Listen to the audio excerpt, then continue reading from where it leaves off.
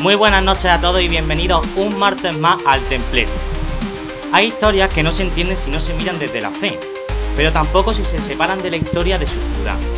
En programas anteriores nos hemos acercado a algunas devociones más profundas de Córdoba, ¿no? Como la de la Virgen de Villaviciosa, donde descubríamos cómo una imagen puede arraigar durante siglos en la vida de un pueblo. Pero si hay una presencia que va más allá de lo devocional, que se sitúa casi en el terreno de lo identitario, es la de aquel que, según la tradición, no solo es venerado, sino que juró proteger la ciudad. Hoy nos adentramos en una historia marcada por epidemias, por apariciones y promesas solemnes. Una historia que comienza en la incertidumbre y termina convirtiéndose en certeza para generaciones de cordobeses. Hoy hablamos, como dijo mi compañero Juan Cruz en el programa anterior, vamos a contar la historia de un precioso juramento. Hablamos del custodio de Córdoba, de San Rafael Arcángel.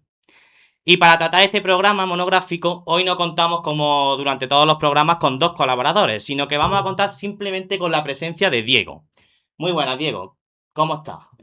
Pues buenas noches a todos y aquí estamos preparados para contar esta historia tan bonita. Bueno, para entender un juramento, primero hay que conocer a quién lo pronuncia, ¿no? No estamos ante una figura cualquiera. San Rafael no es simplemente un santo más. Dentro de la tradición cristiana es un arcángel.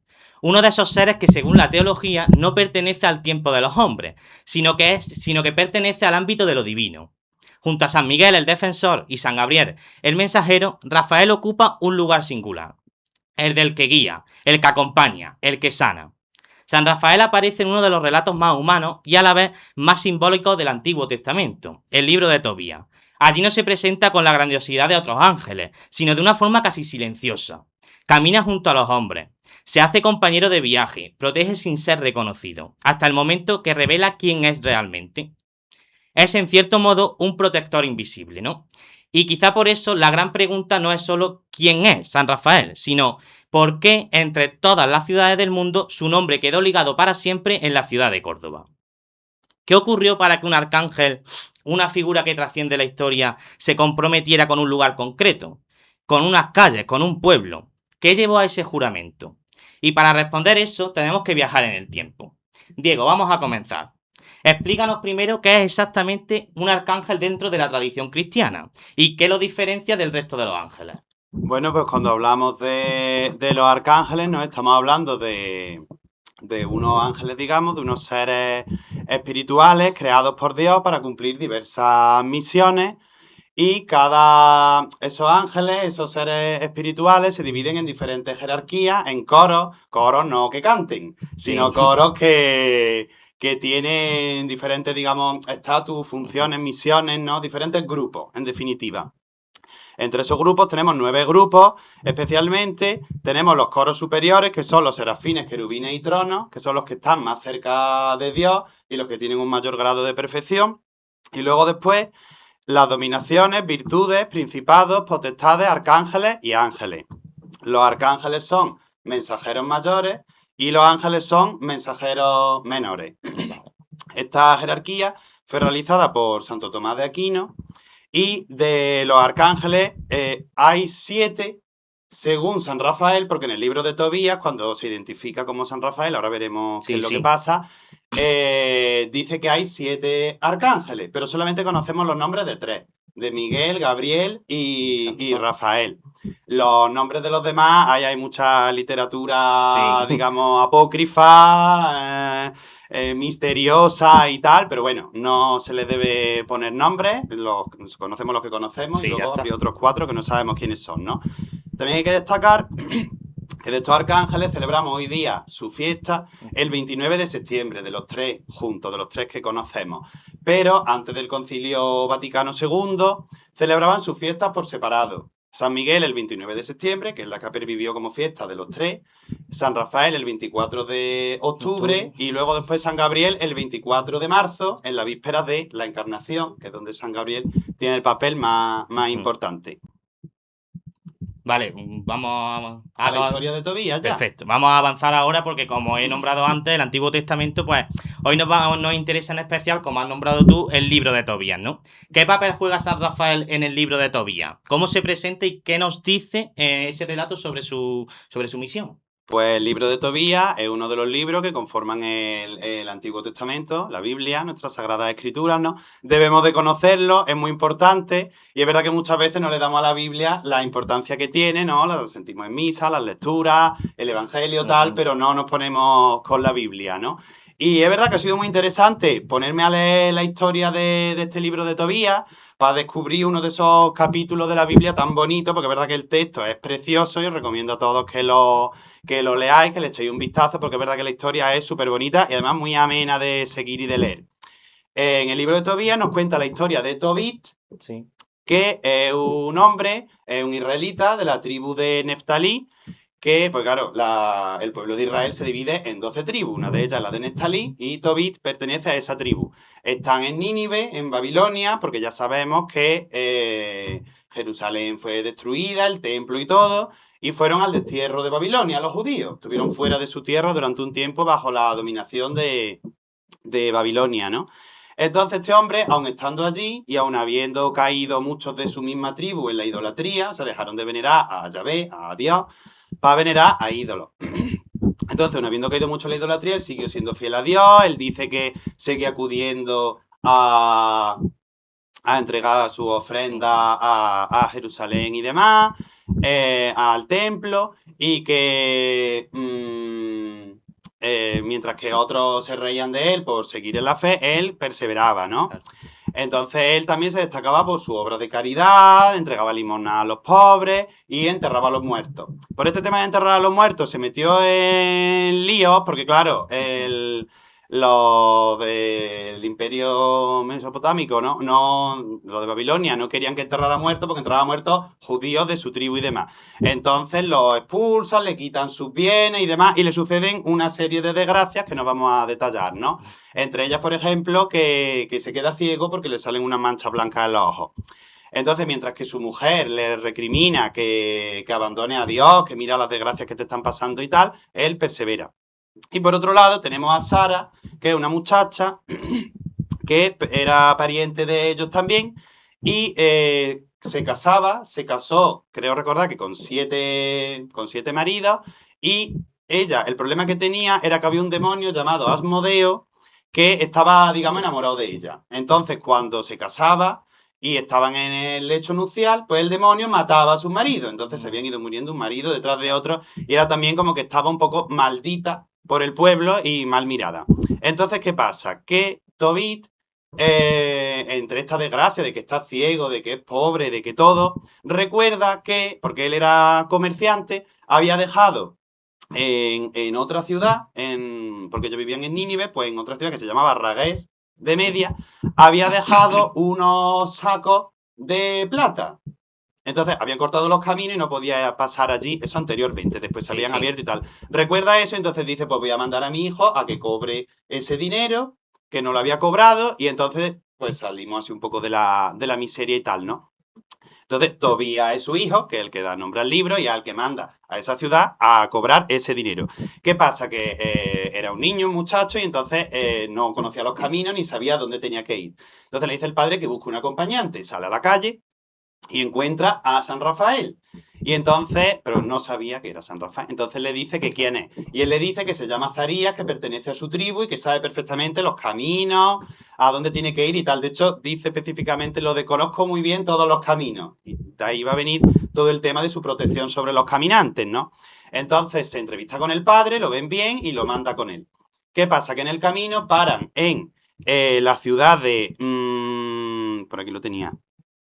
Ah, bueno, no, anteriormente. Salen al camino y salen con el perro. Sí. Lo del perro lo nombro porque es un detalle curioso. El perro no tiene mayor importancia. Pero es cierto que en el libro se dice 2 veces lo de caminaron y detrás de ellos fue el perro. Y luego en muchos cuadros en los que aparece San Rafael de la mano con Tobías acompañándolo en el camino, sale el perro. Como detalle curioso de que la Biblia lo menciona. Entonces van desde Nínive a Ragués de Media y en el río Tigris Tobías se estaba bañando y entonces un pez va a morderle el pie. Entonces le dice San Rafael que coja el pez, que no lo suelte, porque con cosas del pez va a poder realizar curaciones, digamos, ¿no? Entonces, que ahora veremos, paran en Ecbatana que es donde vivía Sara, y entonces, claro, como eran parientes y tal, pues paran allí en la casa, y entonces le dice San Rafael que tiene que desposarla. Entonces le pide la mano al padre y claro, se la da, pero con el cariño que le tenía y tal, le daba miedo porque decía que lo iba a matar ese demonio. Entonces le dice San Rafael que del pez coja el corazón y el hígado y que los queme en el brasero del incienso antes de acostarse. Entonces, quema el corazón y el hígado y del humo, del olor así que desprendía, el demonio huye. San Rafael va tras él y lo apresa. Y lo apresa. Entonces oran tal, se consuman el matrimonio, digamos, y entonces ya es como que dicen, por fin se ha librado nuestra hija de la maldición, tal, y encima se ha casado con Tobías, que es de nuestra tribu, tal y cual, no sé qué. Entonces ya a la muchacha, digamos, le quita la maldición. Entonces dicen de casarse. Manda Tobías a San Rafael, a Arragués, a cobrar ese dinero porque él queda allí celebrando la boda y posteriormente regresan, otra vez ya casado y demás con su mujer, a Nínive y entonces le dice San Rafael que coja la hiel del pez, que la aplique en los ojos de Tobit, de su padre, que tenía esas manchas blancas y que al aplicarle la hiel y soplarle se le caerían las costras y vería. Efectivamente, sucede así y entonces cuando dicen de pagarle a San Rafael, venga, que te vamos a pagar por haber acompañado a mi hijo a por este tema y tal, y porque se han acabado nuestras maldiciones y nuestras desgracias. Él se identifica como San Rafael y entonces le dice que Dios lo ha enviado, que había puesto a prueba a Tobit, que había perseverado en la fe y además le dice una frase muy bonita que es como un poco el resumen que podemos hacer de este libro, que la vemos en el retablo de la calle Linero de nuestra ciudad de Córdoba, que dice que buena es la oración con el ayuno y mejor es la limosna que tener guardados los tesoros. Y esa es un poco la enseñanza que nos deja esta Un libro que historia. es verdad que demuestra mucho la figura de protector que tiene San Rafael, ¿no? Exactamente. Entonces, ya avanzando un poco al tema de la iconografía, por eso vemos a San Rafael siempre vestido con esa capita Sí. de peregrino, con las conchas Claro. típicas del Camino de Santiago, al igual que el palo que lleva con el bordón, creo que se llama, la especie de calabaza esa que lleva arriba, Sí. son símbolos del peregrino del Camino de Santiago, pero claro, en España hablar de peregrino es hablar del Camino de Santiago. Entonces, para darle al arcángel esa iconografía peregrina, pues se identifica como un peregrino del Camino de Santiago. ¿Y por qué San Rafael es una figura tan relevante para la ciudad de Córdoba? Pues una figura muy relevante por los sucesos que vamos a contar a continuación y que hacen que San Rafael pues, se convierta en toda una seña de identidad de la ciudad de Córdoba, quizá una de sus señas de identidad más fuertes. Y claro, por ese vínculo indisoluble que une al Arcángel con Córdoba y que hace que Arcángel y ciudad, ciudad y Arcángel sean un binomio muy fuerte y muy identitario de nuestra ciudad. Bueno, Diego, pues ahora sí entramos ya en el momento en el que Córdoba y San Rafael se encuentran, porque esta historia no comienza con certeza, comienza con miedo, ¿no? Con una ciudad que, como tantas otras en la Edad Media, se ve golpeada por uno de los mayores azotes de la historia, la peste. Nos situamos en el año 1278. Córdoba vive uno de sus episodios donde todo parece tambalearse.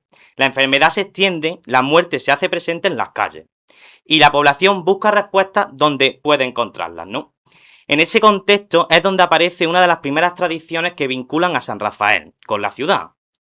Diego, cuéntanos qué ocurre exactamente con Fray Simón de Sousa en el convento de la Merced y qué nos dice esta tradición sobre esa aparición y qué papel juega San Rafael aquí en este momento tan crítico. Pues esta es, según la tradición, la primera aparición de San Rafael en la ciudad de Córdoba. Tiene lugar, como ya has comentado, en 1278 a Fray Simón de Sousa, que era el comendador, digamos, el encargado del convento de la Merced. Había una peste, este fraile, junto con sus compañeros, salía a ayudar a las personas que estaban enfermas, a curarlas y demás.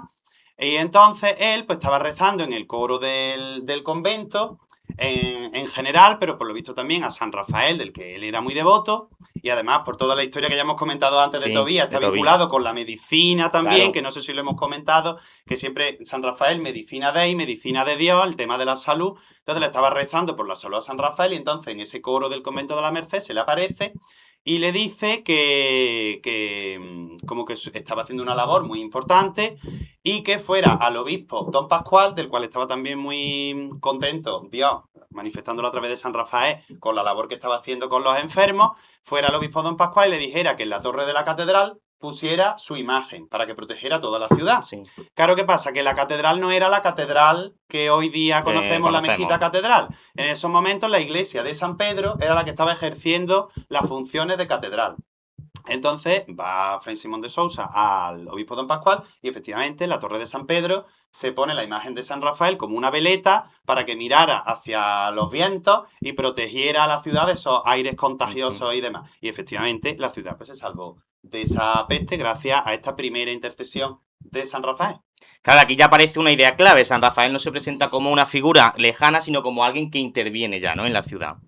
Pero lo que en el siglo XIII es todavía una tradición, en el siglo XVI se convierte en algo mucho más sólido. Damos un salto en el tiempo al año 1578. Y aquí llegamos al que sin duda es el episodio más importante de toda esta historia. La aparición de San Rafael al padre Andrés de Roelas. Un momento que no solo marcará la espiritualidad de Córdoba, sino que también definirá su identidad para siempre, ¿no? Cuéntanos un poquito sobre esto. Bueno, pues este es el gran hito de la devoción a San Rafael y lo que justifica toda esa expansión devocional, iconográfica y que sea ese sello, esa seña de identidad que es hoy en día. Y bueno, sucede en el año 1578 efectivamente porque en 1575, 3 años antes, se había hallado en San Pedro el sepulcro de los santos mártires de Córdoba. Entonces se encuentra ese sepulcro, se le comienza a dar veneración, entre que se aprueba la autenticidad de las reliquias y no, pero bueno, comienzan a recibir culto y claro, había, digamos, dudas en el ambiente, ¿no? Porque no se sabía con exactitud, se intuía, pero no se sabía con exactitud si esos huesos pertenecían a los mártires cordobeses o no. Entonces, ¿qué sucede? Que el padre Andrés de las Roelas, que era un sacerdote cordobés, digamos, normal y corriente, o sea, conocido por sus virtudes y demás, pero bueno, normal, él enferma y entonces se encomienda a los santos mártires para curarse.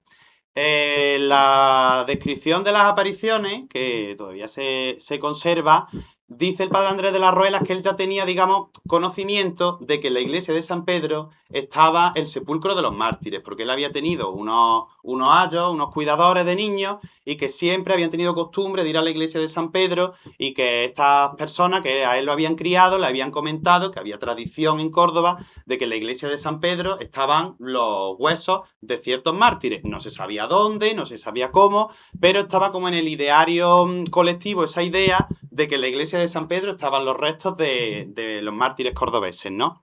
¿Qué pasa? Que entonces se encuentra este sepulcro, lo que he dicho, él enferma y demás, y entonces él en sus noches sentía una voz que le decía, sal al campo y tendrás salud. Entonces él, un día, que de hecho era Sábado Santo, de 1578, decide salir al campo, sale por la puerta de Plasencia, creo recordar, va camino adelante y entonces en un lugar en el que estaba fatigado y tenía sed, se para y se encuentra con 5 caballeros que venían a caballo, vestidos de blanco, con algunos detalles en las vestimentas en rojo, y entonces uno de ellos le dice que vaya al obispo y que le diga que los huesos que se han encontrado en San Pedro pertenecen a los santos mártires. Se queda así un poco sorprendido y otro, mientras que ya se estaban alejando, dice, ¿qué gran montaña era esto el día que a mí me prendieron? Entonces, claro, se queda como que el día que me prendieron y ya relacionó como que los 5 caballeros eran los mártires, probablemente pues Aciclo, Zoilo, Fausto, Genaro y Marcial, que son, digamos, los 5 mártires más importantes que se le habían aparecido para decirle esto. En ese momento deja de estar enfermo, se siente bien, sentía sed, deja de sentir sed, entonces se siente recuperado y reconoce el hecho como milagroso. Pero ¿qué pasa? Que no va al obispo a decirle que son los huesos de los mártires. Entonces, ¿qué pasa? Que va San Rafael a su cuarto, entonces él, estando acostado en una noche, dice que llega un personaje con unas vestiduras blancas y que le dice que porque no ha hecho lo que le han dicho aquellos 5 caballeros. Él está ahí, cavilante un poco, dubitativo, tal. No va a San Rafael otra noche y así hasta unas 6-7 ocasiones. Ya suceden más detalles, pero bueno, no nos vamos a extender por la duración del programa, pero bueno, en una de ellas lo conjura y le dice, te conjuro que me digas si eres ángel o demonio. Y entonces reza la Ave María, tal, y le dice, has dicho bien, pero haz lo que te digo. San Rafael ahí muy insistente, que vaya y que le diga tal. Entonces ya fue a la compañía, estuvo hablando con teólogos y demás y le dijeron que no había nada malo en las apariciones, que podía ir sin miedo a comentarlo. Va al provisor del obispado, lo comenta, fue el que le dijo lo de que le preguntara si era ángel o demonio y estas historias. Y entonces ya el día 7 de mayo, pues San Rafael pronuncia ese famoso juramento, ¿no? Que no se lo había dicho antes porque no había cumplido la voluntad de ir al obispado, pero como ya había ido, le dice, pues ahora sí que te lo voy a decir. Y yo te juro por Jesucristo crucificado que soy Rafael, ángel a quien Dios tiene puesto por guardia y custodia de esta ciudad, ¿no? Entonces, San Rafael le da muchos detalles en estas apariciones, que los huesos son de los mártires, le dice diferentes cosas de esos mártires, de su martirio, le da muchísimos detalles y le dice que era una cosa que quería decir a modo de curiosidad, que el obispo Don Pascual había puesto su imagen en la torre de San Pedro y dice que fue a imitación de la imagen de San Rafael puesta en Roma. Pues claro, esto como que un poco dejaría en entredicho la primera aparición tradicional que hemos comentado antes de este fraile mercedario, ¿no? Bueno, ahí lo dejo en las palabras de San Rafael. Y entonces, pues ya está. Ya quedan identificados los restos y tal. Y el padre Andrés de las Ruelas pues murió en 1587 y se enterró en la iglesia de San Roque, que conocerán nuestros espectadores porque de allí sale en procesión la hermandad del perdón, de Rocío y Lágrimas, ¿no? Luego, otra cosilla que quería comentar que es importante es que San Rafael le dice al padre Andrés de la Roela que se tiene que hacer una urna con unos viriles para que se puedan ver los huesos. Y que habría una peste en Córdoba y saldría esa urna con los viriles en procesión, que los podría ver la gente, y se acabaría la peste. ¿Qué pasa? Que eso sucedió en 1602. Estamos hablando de que las apariciones fueron en 1578, Andrés de la Roela muere en 1587 y en 1602 tiene lugar una peste y se decide sacar en procesión la urna de los mártires con esos viriles y se acaba la peste. Entonces, Juan del Pino, que era otro sacerdote que había estado en contacto con el padre Roela y era el que había transcrito su relato de las apariciones, viendo esas circunstancias, pues decide publicar ese relato y en 1603 pues se aprueba la autenticidad de esas apariciones y por eso las conocemos a día de hoy. ¿Y qué impacto tuvo Córdoba con estas apariciones? O sea, ¿cómo reaccionó la ciudad ante algo así? Pues claro, lo que sucedió fue que cuando se dieron a conocer esas apariciones, se aprobaron por la iglesia y demás, pues se hizo una imagen de piedra de San Rafael por lo visto y se colocó en la iglesia de San Pedro, en la capilla donde en ese momento recibían culto los restos, las reliquias de los mártires. Y claro, es interesante porque en ese momento parece ser que esa fue toda la trascendencia que tuvo el asunto. Poner esa imagen ahí, hacer funciones de acción de gracia y todo centrado en torno a la cuestión de los mártires. O sea, de decir como que era no era una devoción en sí misma la de San Rafael, era como una cosa que complementaba a la devoción a los mártires. Y todo el esplendor que se le podía dar era el hecho de decir que había venido el mismísimo San Rafael a confirmar que esas reliquias efectivamente eran de los mártires. Entonces, en principio ya está. Sirve para honra, digamos, de los mártires, pero no tiene más relevancia. Pero, y vamos a una cosa muy importante, entre 1649 y 1650 hubo una epidemia en Córdoba, o una epidemia más, y entonces se hicieron rogativas a los mártires, a la Virgen de Villaviciosa, que ya la conocen nuestros espectadores, al Cristo de la Merced, que se llevó a la catedral también. Y entonces, entre estas rogativas, también aparece ya la figura de San Rafael. Ya hemos comentado el tema de la salud, que está relacionado con ella, pues también se le hacen a él rogativas junto a estas demás imágenes. Sí, que la ciudad ahora mismo lo tiene en cuenta, pero no le rinde esa devoción tan grande, ¿no? Exactamente, que no tiene ese grado de importancia. Exacto. Es como una devoción más entre el elenco del resto de devociones cordobesas, ¿no? Entonces, ¿qué pasa? Que los jesuitas, en un sermón que dan en la iglesia de la Compañía, se lamentan del olvido en el que los cordobeses tenían a su custodio. Recuperan, digamos, esa historia de la aparición y dicen que qué pena es que habiendo venido San Rafael y habiéndonos dicho esto, lo tengamos en un segundo plano, ¿no? Y entonces los jesuitas proponen poner una imagen suya en el puente romano, en ese lugar importante. Y luego después también, aquí tenemos que destacar la figura de José de Valdecañas y Herrera, que era uno de de los miembros del ayuntamiento, Sí. digamos, de uno de los concejales del ayuntamiento, para que nos entienda. entendamos, ¿no? Que es una figura muy importante y va a tener mucho que ver con todo lo que viene a continuación. Y es que se pide al Vaticano, de parte del ayuntamiento, encabezado por este personaje, pedir que se haga fiesta el día 7 de mayo con sus rezos propios y demás. El 7 de mayo, recordemos que es el día en el que San Rafael pronunció ese juramento. Entonces se quiere hacer fiesta, se quiere dignificar la figura de San Rafael y de esa aparición y se pide al Vaticano que se haga fiesta ese día. Y se consigue, efectivamente. Al año siguiente, justamente, se dio la concesión de esa fiesta desde el Vaticano y se hacen unos enormes fastos a caballo entre San Pedro y la catedral. Se lleva una imagen de San Rafael desde San Pedro a la catedral y en la catedral se coloca en la capilla de la Virgen de Villaviciosa. También seguimos ahondando en la Virgen de Villaviciosa, ¿no? Se coloca allí y se le hacen fiestas para agradecer que el Vaticano había concedido esta fiesta del 7 de mayo. También se coloca esa imagen en el puente, que he dicho que la reclamaban antes los jesuitas, pues ahora también bajo los impulsos de este señor Valdecaña, pues se coloca esa imagen en el puente, en un sitio muy específico, frente a un humilladero de los santos mártires, San Aciclo y Santa Victoria, que estaba ya antes allí. Y esta imagen quiero comentar que se restauró a finales del siglo XVIII porque estaba deteriorada y en ese momento se le puso la cabeza que hoy en día conserva, que podemos ver en esa imagen que tiene el cuerpo y la cabeza es diferente, más nueva, pues pertenece a finales del siglo XVIII. Pero se colocó en 1651 allí en el puente. En este mismo año también se pintó la imagen de San Rafael en la Puerta del Perdón de la catedral. La Puerta del Perdón, pues podemos ver arriba un tríptico, digamos, de la Asunción, titular de la catedral, San Gabriel y San Rafael.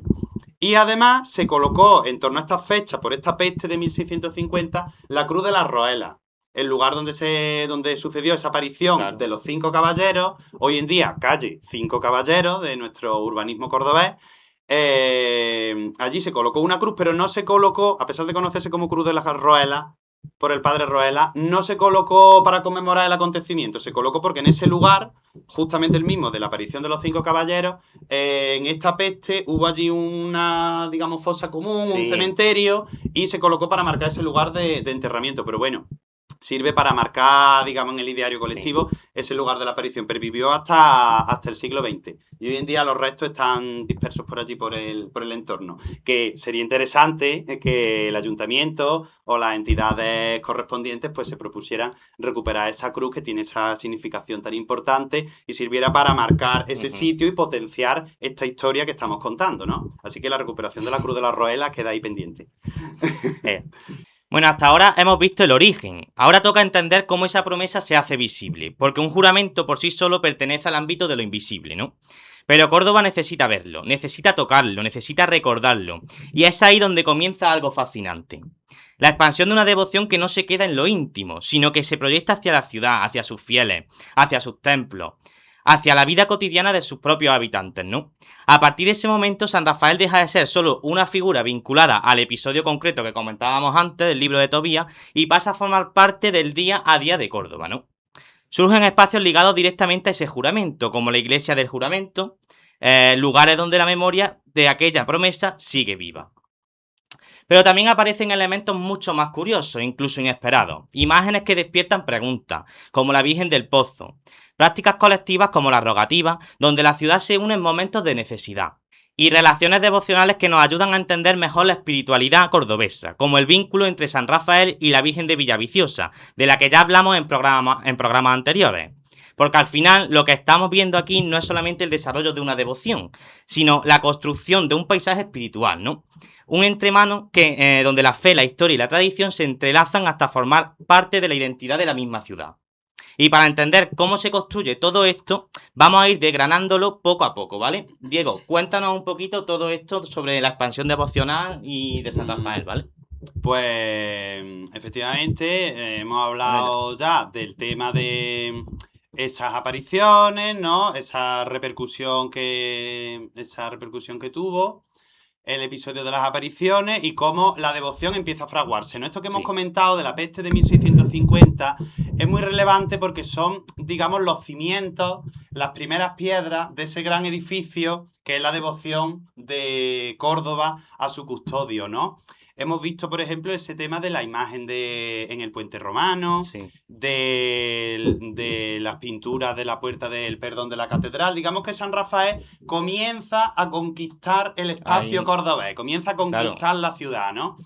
Y continuando ya con esta historia, en la segunda mitad del mismo siglo XVII, en línea con lo anterior, ya se propone la construcción de un templo dedicado exclusivamente a San Rafael, en el lugar donde se encontraba la casa de Andrés de Roela, del padre Roela. Claro, era el lugar de la propia aparición, era el gran lugar a venerar, porque San Rafael había estado presente allí mismo, ¿no? Entonces, precisamente también a impulsos del señor Valdecaña, al que ya hemos mencionado antes, se comienza la construcción de ese templo y, muy importante, mientras que se está construyendo el templo en la casa de Andrés de Roela, ya se habilita un pequeño oratorio, por lo visto, para que los fieles pudieran acudir a venerar a San Rafael. Es decir, y es importante porque hemos visto que la devoción a San Rafael estaba muy ligada a los mártires, ¿no? Hemos dicho que se puso una imagen en la capilla de los mártires, que tal, que las procesiones estas de cuando se concedió la fiesta del 7 de mayo llevaron una imagen desde San Pedro a la catedral, o sea, muy vinculada a los mártires y al espacio devocional de los mártires, que es la iglesia de San Pedro. Con la construcción de este nuevo templo, ya San Rafael, digamos, exactamente, se independiza, tiene ya su propio templo, se le rinde veneración al lugar de sus apariciones y ya comienza esa veneración en torno a ese lugar, ¿no? Aún no estando hecho el templo, pero en ese oratorio primero que se hizo allí. Comentamos otro hito, que se coloca un cuadro de Antonio del Castillo en el ayuntamiento. Ya comentamos en el programa de la Virgen de Villaviciosa que en las casas consistoriales, en el ayuntamiento, había una capilla en la que había una pintura de la Virgen de Villaviciosa. Bueno, pues ahora creo que no en la capilla, en otro espacio del ayuntamiento, pero se coloca ya un cuadro de San Rafael, de Antonio del Castillo, importantísimo pintor cordobés del momento, y que además tendrá una gran difusión iconográfica porque será muy copiado, engrabado y demás, y marcará también un poco la pauta a las imágenes de San Rafael, ¿no? También en este momento se buscan los restos del padre Roela, que vimos que murió en 1587, pero como que se había perdido un poco la memoria de dónde se encontraba. Se va a la iglesia de San Roque, se descubren sus restos, se reconocen y demás. Que creo que en la actualidad no se sabe dónde están y que en la iglesia de San Roque creo que no hay constancia del sitio. Será interesante pues, que en aquel lugar se hiciera mención también a este hecho, ¿no? También se funda la Hermandad de San Rafael, se funda el convento de Capuchinas de Córdoba, en la Plaza de las Capuchinas, allí en pleno centro, y se pone bajo la titularidad de San Rafael, o sea, el convento de San Rafael de las religiosas capuchinas, ¿no? También se pone en el retablo de Puerta Nueva, importante retablo que tenemos en la iglesia del ex convento del Carmen Calzado de Puerta Nueva, ese retablo impresionante de pintura de Bardelleá, y entre ellas está la figura también de San Rafael. Y se coloca su imagen igualmente en la torre de la catedral, la imagen más alta que hay de San Rafael en Córdoba y que domina el paisaje, y además se incorpora esa silueta icónica de la torre de la catedral. Y aquí llegamos al año 1685, que lo resalto porque vamos a hablar, que tú ya la has introducido, de la Virgen del Pozo, que es una imagen muy pequeñita que podemos ver en la iglesia del Juramento de San Rafael, mirando de frente hacia San Rafael, pues en el lado derecho, en el lado de la epístola, hay una pequeña urna, una pequeña vitrina, en la que hay una imagen diminuta de la Virgen con un manto y demás, y muchas veces, pues quizás hayamos ido a la iglesia del Juramento y nos hemos preguntado, ¿esta imagen qué es? ¿Qué hace aquí? ¿No? Bueno, pues una imagen que tiene su propia historia. Resulta que durante estas obras de la iglesia del Juramento, ¿no? En un pozo que había en la sacristía de esta primera ermita de San Rafael, resulta que comienzan a obrarse milagros y tal. Era el espacio que se correspondía con las cocinas de la casa del padre Roela, y entonces comienzan a verse hechos milagrosos y demás, y la gente comienza a venerar ese pozo. Entonces ya los sacerdotes y demás dicen, algo tiene que haber en este pozo. Entonces lo limpian y, aprovechando esa limpieza, un día 5 de agosto descubren la imagen de la Virgen. Entonces la imagen de la Virgen, claro, pues comienza a recibir culto, como cosa vinculada al Padre Roela, a la iglesia de San Rafael y demás, se pone en el altar bajo la imagen de San Rafael y como era tan pequeña, era llevada a casas de enfermos, por lo visto. Era una imagen un poco peregrina de casa en casa, aprovechando su pequeño formato. Y un hecho curioso es que una señora devota se la llevó a su casa con la excusa de hacerle un vestido, un manto, y se la quedó años y años allí en su casa y luego después cuando la hermandad reparó en su ausencia tuvieron que abrir una serie de pleitos y demás para recuperarla y la señora al final se desprendió de ella pero con mucho pesar por su parte por lo visto. Así que es una imagen muy curiosa que todavía tiene la hermandad, le rinde culto, tiene una función en el mes de octubre en el marco de los cultos a San Rafael y es muy relevante, presenta ese manto cordobés típico, como que está sobrevestida. Sí. Tenemos un grabado de ella que nos la muestra también sobrevestida y demás. Entonces, muy interesante. Así que ya sabemos que cuando vayamos a la iglesia del Juramento tenemos que fijarnos en esa Virgen del Pozo, que es otra de las devociones cordobesas más típicas y más particulares, ¿no? Voy a continuar lo que es el relato histórico, ¿no? En la primera mitad del siglo XVIII pues tenemos que en la catedral, la capilla del Cardenal Salazar, donde se encuentra la custodia que procesiona en el Corpus Christi, se lleva a cabo el programa iconográfico de esa capilla, que fue patrocinada por el Cardenal Salazar, que fue obispo de Córdoba, y se llevan a cabo unos cuadros con temas cordobeses, obra del pintor también cordobés, Antonio Ciclo Palomino, y uno de ellos pues, representa las apariciones de San Rafael al Padre Roelas, precisamente. En ese cuadro es curioso que aparece el mismo cardenal Salazar, representado orante, así en un lado, como partícipe de la escena, ¿no? Como el comitente, como el que pagó esa obra, pues se hace representar en el cuadro de las apariciones de San Rafael. El tema de la iglesia del juramento iba poco a poco y en esta primera mitad del 18 las obras estaban paradas, se retoman y consigue acabarse esta iglesia en el año 1732.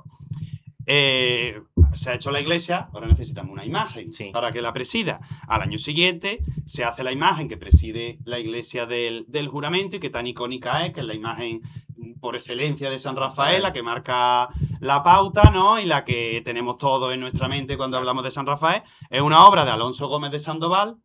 Y parece ser que a lo largo de este siglo no satisfacía del todo el gusto de los devotos y en 1795, a finales de este siglo, la restauró, la retocó el propio autor o uno de sus hijos que también era escultor, ¿no? Y quiero destacar de esa restauración que se hace a finales de siglo, que se hizo una procesión muy espléndida. La imagen se llevó después de la restauración al Palacio del Obispo para que la bendijera, después se llevó al convento de Santa Clara, estuvo allí unos días, se trasladó a la parroquia del Salvador y de allí tuvo luego una procesión que hizo parada en diferentes conventos. Si mal no recuerdo, en el de las Capuchinas, en el de Santa Marta y en el de Santa María de Gracia. O sea que nos podemos imaginar la Córdoba de finales del siglo XVIII con la imagen de San Rafael recién restaurada, con ese aspecto que vemos hoy día, entrando en los conventos, en fin, sería impresionante seguro. Volvemos de nuevo a la primera mitad del siglo XVIII, se levantan el triunfo de la Plaza de la Compañía y de Puerta Nueva, al lado del convento del Carmen, que hemos mencionado antes. Ambos se conservan en la actualidad. Y quiero destacar de estos dos triunfos que tenían faroles y rejas en su día, y no hasta hace mucho tiempo, y hoy en día están desaparecidos. Están los monumentos un poco... han perdido parte de su esencia al perder esos faroles y esas rejas. De hecho, en el de la Compañía podemos observar en el suelo los restos de las primitivas columnas, de los enganches de esa reja y demás. Entonces también desde aquí, como con la Cruz de la Roela, insto a las instituciones competentes a las que pertenezcan estos triunfos, pues a recuperar esas rejas y esos faroles que los dotarían de identidad y de mucho más esplendor a estos triunfos, ¿no? Continuamos con la segunda mitad del siglo XVIII, se levanta el triunfo de la Plaza de San Basilio, no se conserva, pero sí que se conserva la imagen de San Rafael, que la vemos en la esquina de la propia iglesia de San Basilio, y está la imagen que pertenecía a ese triunfo que antaño estuviera en la plaza. En 1755 tiene lugar el terremoto de Lisboa. Creo que lo mencionamos ya hablando de la Virgen de Villaviciosa, porque se atribuye a la intercesión tanto de San Rafael como de la Virgen de Villaviciosa de que Córdoba no sufriera los destrozos tan grandes que sufrieron otras ciudades. Y aquí es curioso porque se dice que las procesiones que se hagan dentro de la catedral, de los sacerdotes y demás, rezando sus letanías y sus cosas, se cantaran las antífonas delante de un cuadro que existía en la catedral, pintado por el racionero Antonio Fernández de Castro y Villavicencio, que ya lo mencionamos también en la Virgen de Villaviciosa, que había elaborado muchos cuadros de la aparición de la Virgen de Villaviciosa al vaquero Hernando, y que teníamos uno en San Nicolás, otro en el Monasterio de la Encarnación y en diferentes lugares de Córdoba, aún en la actualidad. Pues ese racionero, ese sacerdote que también era pintor, tenía un cuadro de la aparición de San Rafael al padre Roela, que precisamente se encontraba en la capilla de Villaviciosa también. Y ese cuadro hoy día está perdido, no sabemos dónde está, pero lo conocemos por una copia de... bueno, no tengo que apuntar el nombre, pero bueno, lo conocemos por una copia que se llevó a cabo en Madrid posteriormente y que hoy en día se encuentra en la capilla de San Agustín y de Santa Eulalia. Además, tiene esa forma adaptada al arco de herradura del cierre de la capilla de Villaviciosa, en el que se encontraba en su momento, ¿no? Este cuadro. En esta segunda mitad del siglo XVIII se levanta el triunfo de la Plaza de Aguayo junto a la iglesia de San Pedro, que tiene abajo un medallón en el que están representados San Aciclo, Santa Victoria y Santa Flora. O sea, vemos como todas estas devociones se van ligando, entremezclando, como en el panorama cordobés no dejamos de ver a unas devociones y a otras. Se lleva a cabo el triunfo junto a la puerta del puente, en el antiguo lugar denominado como Corral de los Ahogados, que es una obra muy importante de un escultor italiano llamado Verdiguier, apellidado Verdiguier. Y este mismo Verdiguier había llevado a cabo un proyecto de monumento a los mártires muy, muy importante, que no llegó a realizarse, pero que presentaba como la figura de los mártires, un sepulcro en el centro, San Aciclo, Santa Victoria y San Rafael arriba. Lo mismo, sería interesante retomar esta idea de proyecto de este importante escultor italiano y quizás llevarlo a cabo en nuestros días, dándole otro aire, dándole otra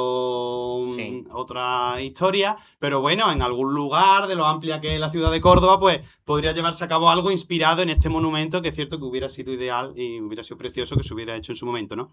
También en este triunfo junto a la Puerta del Puente, de la Plaza del Triunfo, vemos a los lados recostadas las imágenes de San Aciclo y Santa Victoria.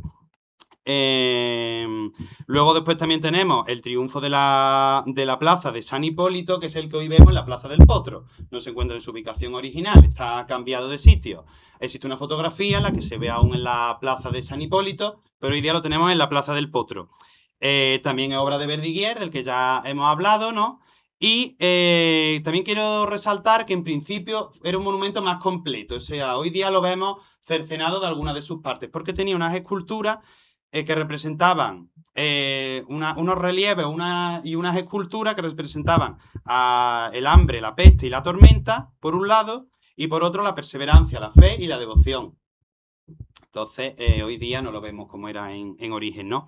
También en este contexto se realiza la imagen de plata de Damián de Castro, que se encuentra en el tesoro de la Catedral de Córdoba, muy importante en el ámbito de la platería cordobesa. Se lleva a cabo un triunfo en el convento de San Cayetano, que se destruyó en el siglo XIX por un vendaval. Lo de los triunfos de San Rafael destruidos por vendavales no suena. Luego luego lo diremos, pero bueno, no suena. Han sufrido los pobres bastante con las circunstancias meteorológicas. Y parece ser que sus restos se llevaron al cementerio de San Rafael.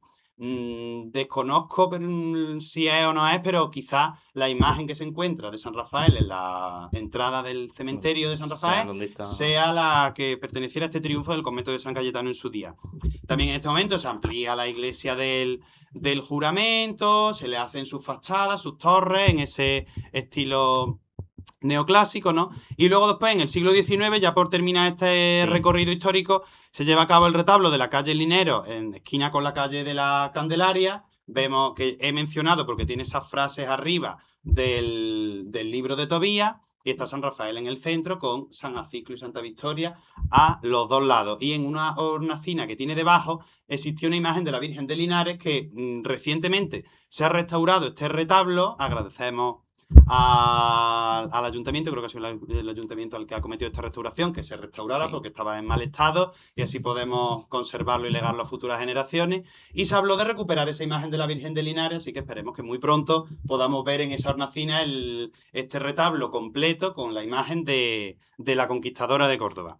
Quería comentar también que este Sí. retablo se realizó porque al parecer había de antes una imagen de San Rafael en ese lugar, sufrió un ataque y en desagravio se realiza este retablo en el siglo XIX, que es uno de los espacios también más bonitos y más típicos de Córdoba, ¿no? De esa calle Linero y demás. Y luego después del siglo XIX, solamente quiero resaltar el tema de las rogativas. Se realizan rogativas por la libertad de Fernando VII. Estas fueron muy importantes porque salió San Rafael junto con la urna de los mártires y la Virgen de la Fuensanta. Vemos cómo la religiosidad popular y la devoción cordobesa torna de la Virgen de Villaviciosa a la de la Fuensanta. Ya no vemos a Villaviciosa, sino que la ha sustituido en ese papel la Virgen de la Fuensanta. Y San Rafael, o sea, se hace esta procesión, se llevan las imágenes de Fuensanta y San Rafael a San Pedro, y desde San Pedro, junto con los mártires, van hasta la catedral. Regresan después a San Pedro, pero San Rafael aprovecha estas rogativas para hacer un periplo durante cerca de un mes por diferentes iglesias y conventos de Córdoba, que seguro que fue también impresionante, y ya está, resaltar eso. Y luego después otra rogativa, la de acción de gracias por la libertad de Fernando VII, que fueron un poco después de estas que comento, por el cólera y por un terremoto que hubo. Todas ellas en el siglo XIX. Y todas ellas con los mártires y la Virgen de la Fuensanta. En definitiva, lo que podemos ver con todos estos hechos que han enumerado, para resumir un poquito, es cómo pasa de estar anexado a los mártires a tener toda esta importancia, ¿no? En la ciudad, con todo lo que han nombrado, ¿no? Claro. Bueno, Diego, nos estamos quedando sin tiempo, así que quiero que me cuentes un poquito la iconografía de San Rafael y también que menciones brevemente la actualidad, ¿vale? Vale, pues del tema de la iconografía voy a destacar el San Rafael que existe en el Santuario de la Virgen de Linares, también porque se relaciona con esta otra gran devoción cordobesa y porque existe la tradición como de que fue la primera imagen de San Rafael que recibió culto en la ciudad de Córdoba, que estuvo en la iglesia de San Pedro, que era la que protagonizaba esas primeras procesiones hasta la catedral, y que después tuvo un periplo por casas particulares y demás, y en 1807 acabó en el santuario de la Virgen de Linares, donde hoy día podemos contemplarla, ¿no?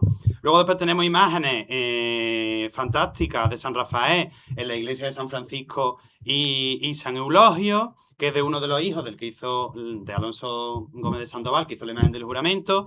Del mismo Alonso Gómez de Sandoval tenemos la imagen de la Ermita del Socorro, que la hemos visto en procesión por las calles cordobesas ese último domingo de septiembre, acompañando a la patrona del mercado de la Corredera. Luego después el caso de la imagen que preside el coro de la catedral de Pedro Duque Cornejo. Tenemos otras imágenes como por ejemplo la de la iglesia de los Padres de Gracia. Y luego después destacar algunos otros casos, como en la capilla de los mártires de San Pedro, que tenemos el cuadro de la aparición de los 5 caballeros al padre Roela, por el hecho curioso de representar este episodio. Y luego después en el retablo de los mártires, el relieve de la aparición de San Rafael al padre Roela. Y luego después triunfos, algunos que se nos han quedado en el tintero, que antes hemos hablado un poco cronológicamente de ellos, y ahora pues simplemente mencionar el de la plaza del Conde de Guadalhorce, luego la imagen que está en la plaza de la Fuenseca, justo encima de la fuente, es otro que existe en el Jardín del Santo Cristo, y luego muy curioso que en los pueblos de la provincia de Córdoba también tenemos otros triunfos de San Rafael que no hablan de esa difusión, ya no solo en la ciudad, sino en toda la diócesis, como son en Castro del Río, Baena, Inaja, Villafranca, Montoro, e incluso en Rute, que hay una imagen de San Rafael de piedra dentro de la parroquia de Santa Catalina Mártir, y que se dice que es como el patrón de Rute. Ahí hay un poco de historia porque también es como que es el ángel custodio de Córdoba y hay un poco de lío si el patrón de Rute es San Rafael por la cosa de custodio de Córdoba o el ángel custodio. Tiran últimamente más por el tema del ángel custodio, pero yo abogaría más porque es San Rafael custodio de Córdoba el patrón de este precioso pueblo que es Rute, ¿no? Luego después también, ya pasando a la actualidad, tenemos otros triunfos como el de Amadeo Ruiz Olmos. Luego después tenemos este que se hizo en en torno por el barrio de la Fuensanta, por la zona del centro comercial, Estadio del Arcángel y demás, que es moderno, de 2014, que lo hicieron los alumnos de Dionisio Ortiz.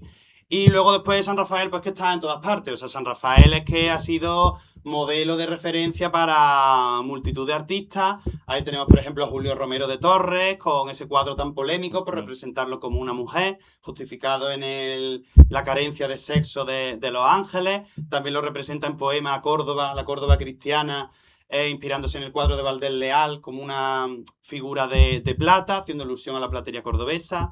Tenemos, porque voy a hacer dos guiños a nosotros dos, a Torredonjimeno y a Pozo Blanco. El artista que se desarrolló en Córdoba, pero era oriundo de Torredonjimeno, de mi pueblo, Ginés Liébana, que toda su obra está inspirada en el tema del ángel, porque decía que Córdoba era la ciudad del ángel, y por otras cosas de mi pueblo, que ya mencionaré en otra ocasión, estaba muy marcado por la figura del ángel, y toda su producción son ángeles. Y luego después, de Pozo Blanco, el artista Aurelio Teno, que también tiene, por ejemplo, en Villa Arta, pueblo de la provincia, del que también San Rafael es patrón, y tienen allí su imagen y demás, pues tiene un triunfo moderno en su estilo que también representa a San Rafael. O sea que San Rafael ya es que trasciende de la ciudad, pasa a la diócesis, a la provincia, trasciende el tiempo, trasciende los siglos, sigue vivo en la actualidad. Y nada, es que es la identidad cordobesa pura, ¿no? Bueno, llegamos ya al final de este recorrido. Un viaje que nos ha llevado desde la tradición bíblica hasta la calle de Córdoba, ¿no? Desde el libro de Tobías hasta los triunfos que siguen marcando el paisaje de la ciudad de Córdoba. Desde las primeras apariciones hasta la devoción que hoy sigue viva, transformada pero no extinguida. Hemos intentado acercarnos a San Rafael, no solo como figura religiosa, sino como parte de una identidad colectiva que ha crecido durante siglos entre la historia, la fe y la cultura popular. Y este programa no se sostiene solo en la historia que contamos, sino también en quienes la interpretan, la estudian y la hacen llegar al presente. Así que agradecer de manera especial a Diego, que nos ha contado toda esta magnífica historia en el programa de hoy. Y bueno, ahora ha llegado el momento que, como podéis ver, Juan Cruz no se encuentra aquí sentado. Le voy a dar paso para que entre para hacer su mini sección. Adelante, Juan Cruz. Bueno, nuestros queridos espectadores estarán preguntándose que por qué no he estado yo en esta... A ver, explícale. Bueno, vamos a ver, no he estado, vamos a ser sinceros, porque no he hecho los deberes, ¿de acuerdo? Entonces, como Diego ha sido el que ha preparado este programa, me parecía justo que fuera él el que preparase el programa, el que lo hiciese. Así que, Diego, enhorabuena por tu trabajo. Gracias. Un para mí por no haberlo hecho. Y bueno, vamos a hablar también. Sí. Que te iba a decir que no has estado tú como no han estado otros. Así es. Porque no sé si ustedes han percatado en comparación con el programa. Para que haya polémica. Sí, es que eres la voz de la polémica y de la controversia. No sé si habéis visto diferencias con el programa de Villaviciosa. Nos ha faltado nuestra hermandad de San Rafael, custodio de Córdoba. Hemos hecho todos los intentos posibles, hemos contactado en numerosas ocasiones con distintos cargos, nos ha sido muy complicado conseguir el contacto con la hermandad. Bueno, pero que contactar, hemos llegado a contactar. Llegamos a establecerlo, efectivamente, llegamos a establecer incluso contacto, pero finalmente no ha sido posible. En nada. Yo creo, en ese sentido, que flaco favor le... En fin, ¿no? Que al menos que si se habla del arcángel, del titular de una cofradía, la propia cofradía sea la que participe de esa historia. A ver, yo en ese sentido sí es verdad que alabo el hecho de que la cofradía haya empezado a sacar la imagen de San Rafael en procesión anualmente, es decir, se aprecia cierto proceso de renovación y de ganas de impulsar la devoción, que lo necesita desde luego.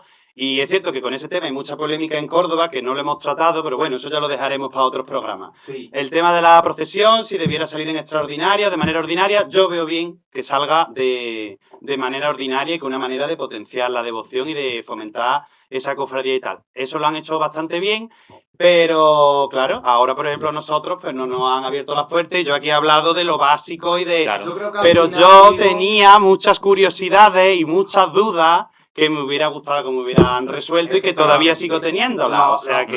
Sí, totalmente. En definitiva, yo creo que ha quedado muy claro que San Rafael es una cosa totalmente omnipresente en Córdoba, ¿no? Totalmente. Un icono de la ciudad, tan importante como que el propio estadio se llama Arcángel, en fin, está presente en todos los sentidos de la vida, ¿no? Entonces, una hermandad con un titular como ese, de esta importancia, pues tiene que estar a la altura. Sí. Dicho esto, que había que decirlo, por supuesto, Vamos con la minisección. vamos con la... Bueno, antes, A ver. muchas gracias a nuestros queridos espectadores, que hoy tenemos los estudios centrales del templete totalmente llenos, ¿vale? O sea, mandamos un saludo muy chulo a Moisés, nuestro querido contertulio, a Juan Javier, a Ana y a nuestro queridísimo hermano Víctor, que nos ayuda en las redes sociales, ¿vale? Con la del templete. Hoy con público y Un todo. aplauso, Dale un porque aplauso. si no- ¡Ah! ¡Bien! Bueno, pues un saludo para vosotros. ¡Qué Y vamos- egocéntrico! ¡Darnos un aplauso! Hombre, para que no Chiquillo. parezca mentira. Bueno, y vamos con la miniserie. Sí, venga. ¿Qué pista nos va a dar para el próximo Bueno. programa? Voy a haceros una pregunta. A ver. ¿En las hermandades hay artificio? ¿Es bueno o malo que haya artificio? De eso hablaremos, queridos espectadores. Bien. Esa pregunta responderemos en En el próximo programa. En el próximo programa. Bueno, si algo nos enseña San Rafael en la ciudad de Córdoba es que las historias que realmente permanecen no son las que se cierran, ¿no? Sino las que siguen caminando año tras año. Y esta sin duda continúa. Así que, como ha dicho Juan Cruz, nos vemos el próximo martes, en el próximo programa, responderemos a esa pregunta, así que hasta entonces, sean felices y recuerden que la historia nos enseñe y la pasión nos acompañe. Muchas gracias.